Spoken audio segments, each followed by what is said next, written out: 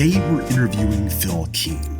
Phil Kean Design Group is a nationally awarded design and build architecture firm, named Best of Orlando #1 Home Builder by Orlando Magazine, voted Best Home Builder, Best of Winter Park 3 years in a row by Winter Park, Florida Chamber of Commerce, Best of House Design Award by House.com, and winning the Platinum and Gold Awards from the National Association of Home Builders Best in American Living Awards. Today we're going to be talking with Phil to get his insight into the exclusive signature Phil Kean Design Group process. I wanted to touch today on transitional home design. And I wanted to just get from you, first of all, what does transitional home design mean to you?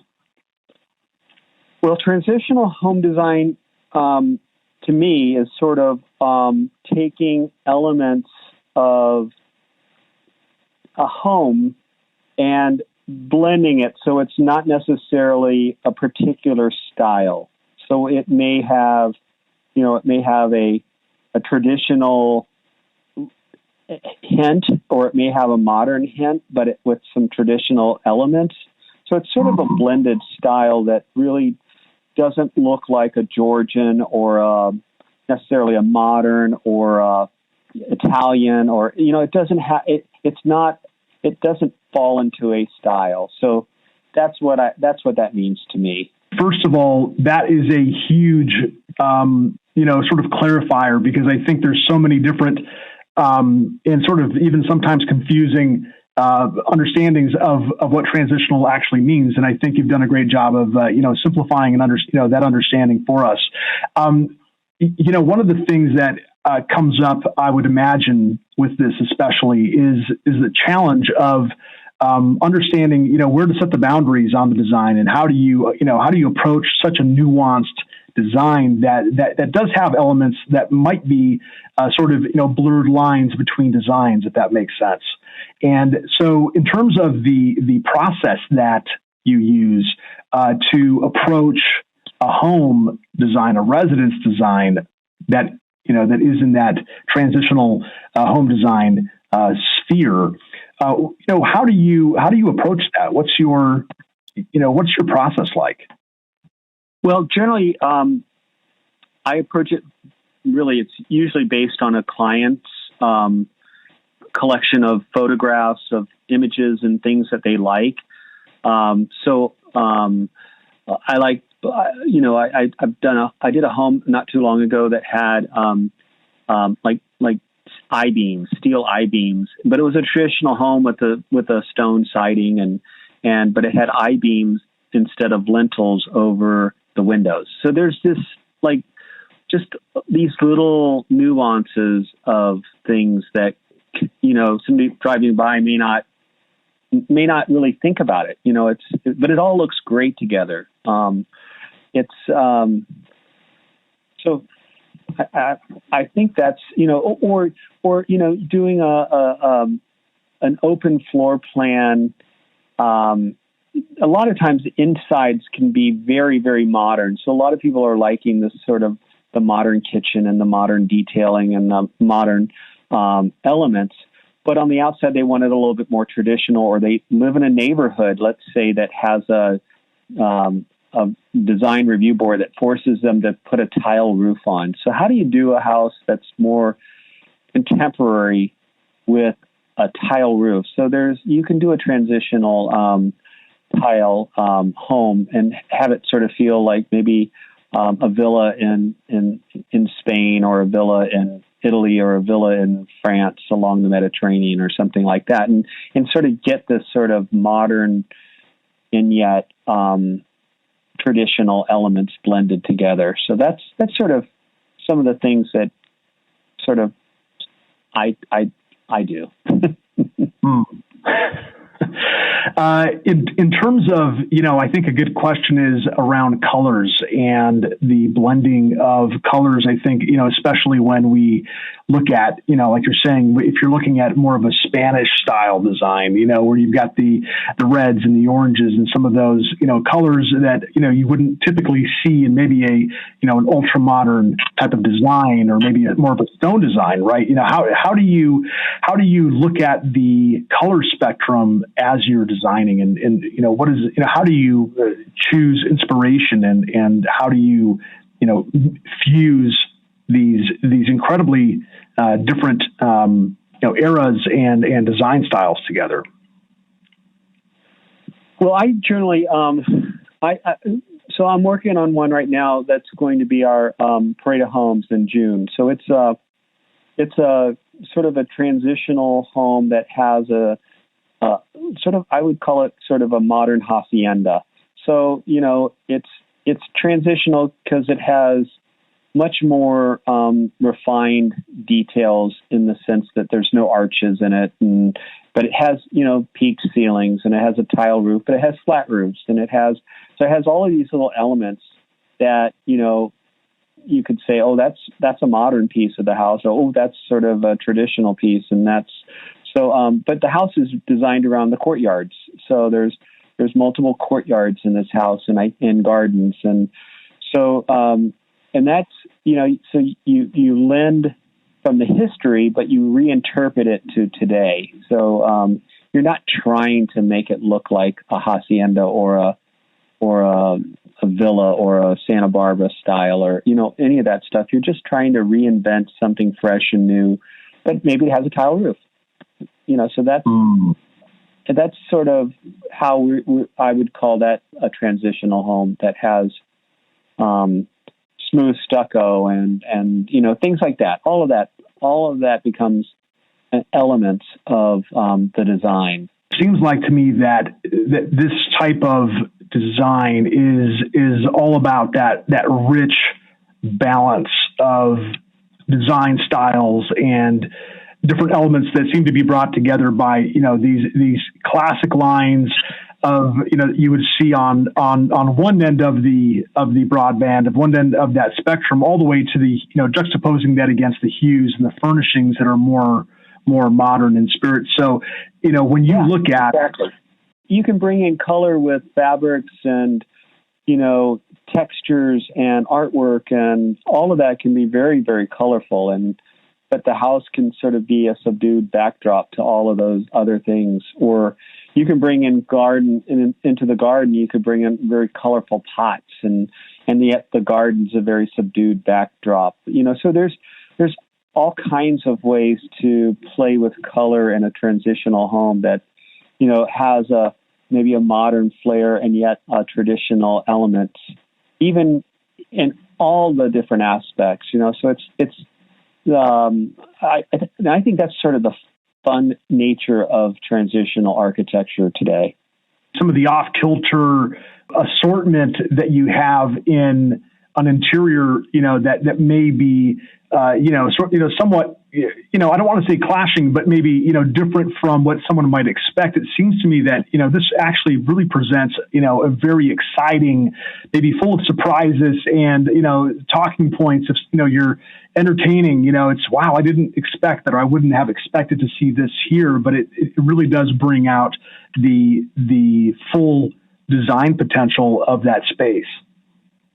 Yeah, absolutely. Absolutely. I think it's always fun to have a little wow moment or an aha moment or ooh moment, in architecture and design. So designing that into a transitional home can be a little bit more playful and fun, So, let's say you have a traditional home, but you have a see-through fireplace that's see-through on all four sides. I mean, kind of becomes an ooh, factor. But maybe it's finished in a very traditional way, but the actual fireplace is super contemporary. Or, just all of those things. A lot of transitional homes have very interesting kitchens. They can be a lot of little hidden doors and spaces, and it's really kitchens and are really a big playful part of transitional homes for me. And then, playing with ceiling heights, if you go with a traditional kind of home, you have a normal ceiling height for that style. Whereas if you're doing a transitional home, you might be playful with the ceiling height or ceiling details. I mean, you might have beams or floating, I call them floating clouds with lights in them. And I mean, all of those things are, can be introduced into a transitional home and all feel appropriate. So lighting is a big part of a transitional home to me. Could you elaborate on that? When you say lighting is an essential part of that, and I guess getting that right really does make or break the space. Yeah. I mean, a lot of people, think about a garden that's lit at night versus not lit at night. It's a different experience. It's the same thing inside a home. So if you have an art niche and you light it, or shelves and you light it, or coves and you light it, or beams and you light it, it's different than if you don't light those things. And,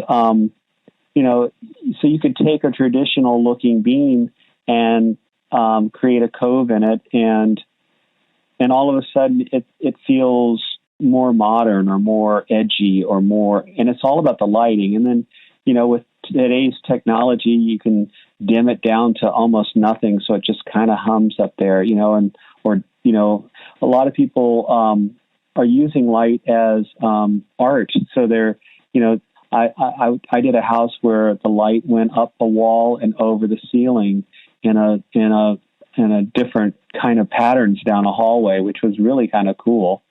So all of those things. So when I say light, I mean, light is, people do, we did a house a couple of, 2 years ago where we wrapped every step of the light of a stair with a ring of light.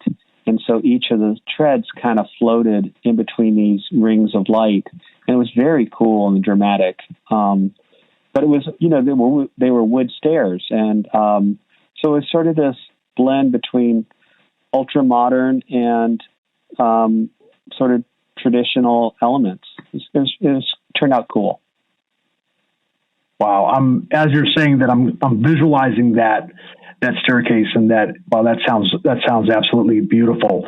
And when, one of the words that you use is playful. And I love that, because I think there's that, if I'm hearing you correctly on this, there's a very playful mix of vintage, antique and contemporary, really paired against a very classic feel in some cases. And then you mix that into, that beautiful, lighting as well. I mean, what an amazing experience.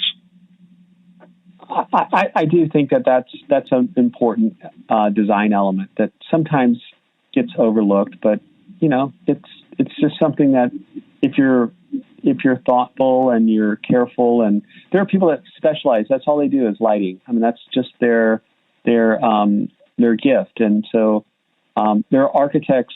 I have a friend that went to school with architecture school, that all he does is light design for commercial and major installations. So art becomes light. I mean, light becomes art, so it's kind of that coolness. But it's not an afterthought. It's very intentional. Yeah, that's what I'm picking that up. It's, there's a lot of subtlety to this, and it's, it's not going to happen by accident. No. And, the thing about transitional is that, really good architecture in a lot of regards is about scale and balance and harmony. And so, you don't want to just jolt people when you do a transitional house. You want to make sure you honor a sense of scale, harmony, rhythm. There's things that make people feel good. And so whether it's a traditional looking house with a overscaled windows or a grid system or something like that, that all becomes very transitional and playful. And so I do think that you have to respect scale. I see some homes that I would say the scale's off, and you look at it and you say, I don't really like that, and you're not really sure what you don't like about it, but it's usually the scale, either the scale of the details or the scale of the massing, or I'm sure we've all seen those 2-story garages, that sort of are on one side of a house, and they just sort of throw the scale. It's like that the house feels off balance. So you need to really think about how it feels and how the rhythm is. Anyways, I think that becomes that's the glue that holds a transitional house to be as timeless as a traditional home.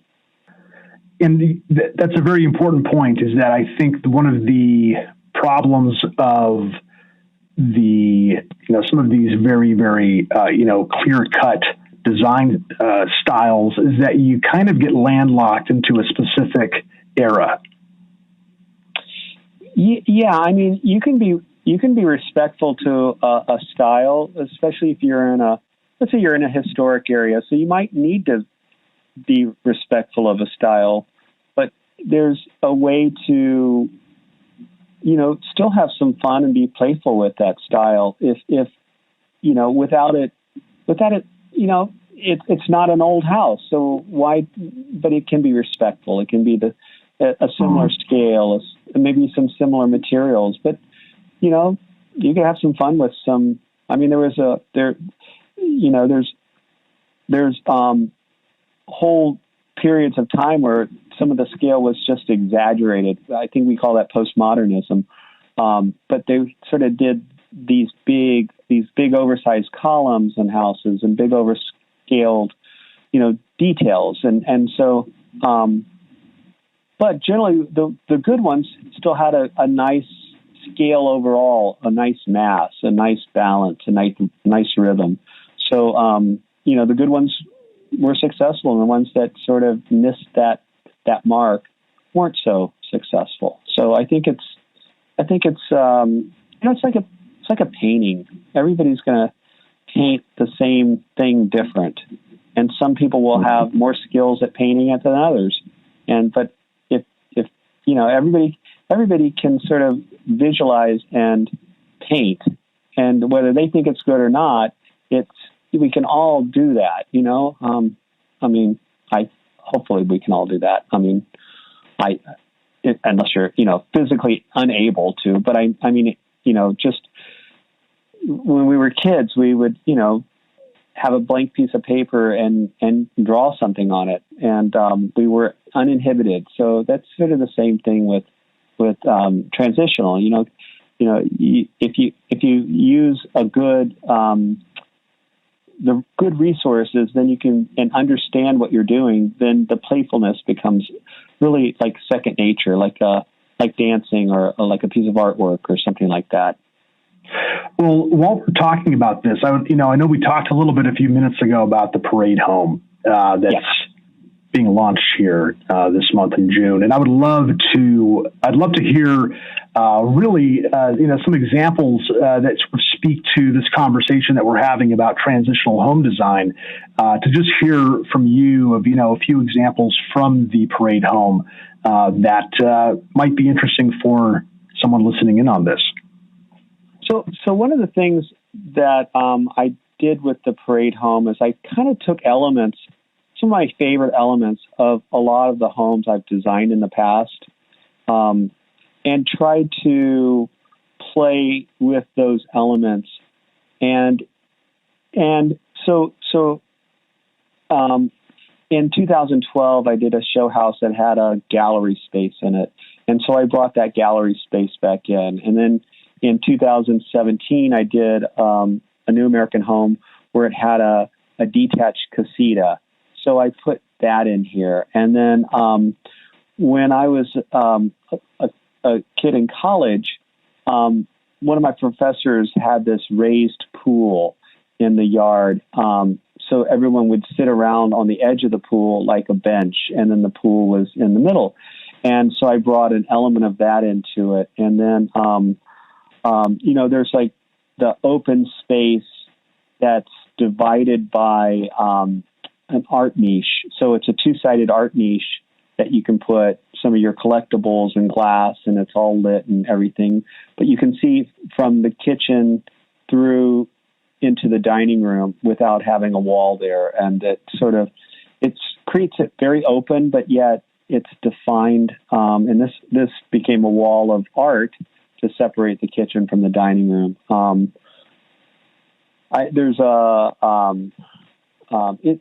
It's got high ceilings with beams in it, and I did that in a house a few years ago to help give it more ceiling volume.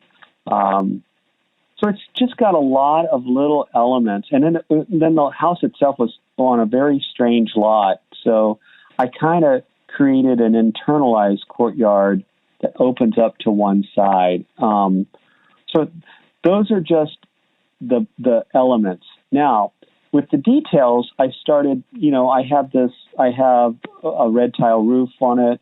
I have brick patios. I have sort of a warm modern kitchen, and I have the open floor plan, and I have sort of a transitional fireplace. It has a bar. It has beautiful distressed wood floors, instead of the typical tile that you might think of in a Spanish style or hacienda style home. Then there's color in a lot of the tile that's put in the house. So it's sort of this elements of traditional, but there's no arches in the entire house. Everything is squared, and there's transoms, and so it's sort of a cool surprise. From the street, it looks fairly modest, but it's sort of a sprawling house that creates some real interest to me.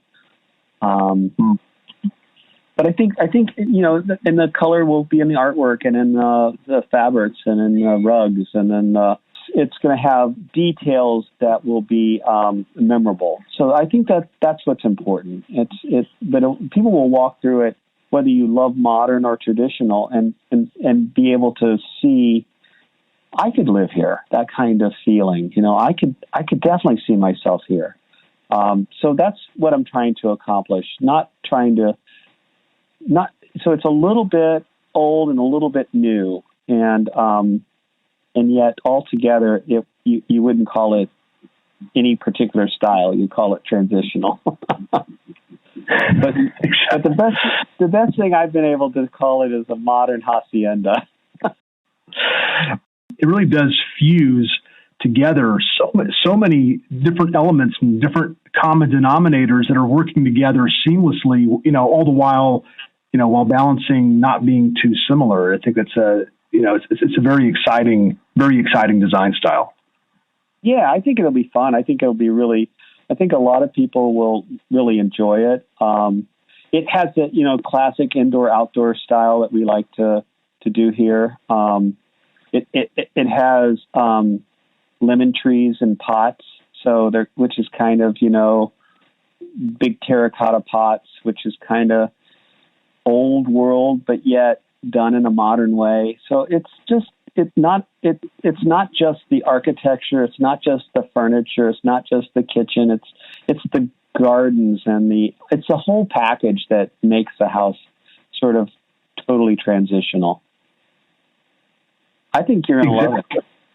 I cannot wait to see this, and I want to thank you again for investing the time on this and sharing with us. I mean, what an amazing, not only education, but I would also say inspiration to really, open up the design possibilities and to open up the spectrum of opportunity that we all have, looking at this through a brand new lens, which is the Phil Kean take on the transitional home design. And so, I'm sure, we can direct everyone who's listening to this to go to philkeandesigns.com and take a look at this for yourself and really, get some inspiration and get inspired by the amazing work that Phil has done on this, because what Phil really does well is create designs that when you look at it, you fall in love with. It's an oasis for the eyes. It's a real experience. So I want to thank you again, Phil, for spending the time here. Is there anything else that you'd want to add regarding the parade home before we wrap up? No, I just think that, it's 2 weekends in a row and it's going to be in June. So if you want more information, you can either stop by or call our office and they can get you more information on it if you want to attend it. It's open to the public and it's on a Saturday and a Sunday, I believe the second and third weekends of June. So, and I'll be around on the second weekend to meet anybody that would like to talk about architecture or follow up on anything that they might have listened to that was intrigued them. So I'll be around on the second weekend. Amazing. Thank you so much, Phil. Really appreciate it. Yeah, thank you. I appreciate it too. Bye-bye. Thank you so much, Phil. Bye-bye. We hope you've enjoyed this interview. To learn more about how you could work with the Phil Kean Design Group, visit philkeandesigns.com.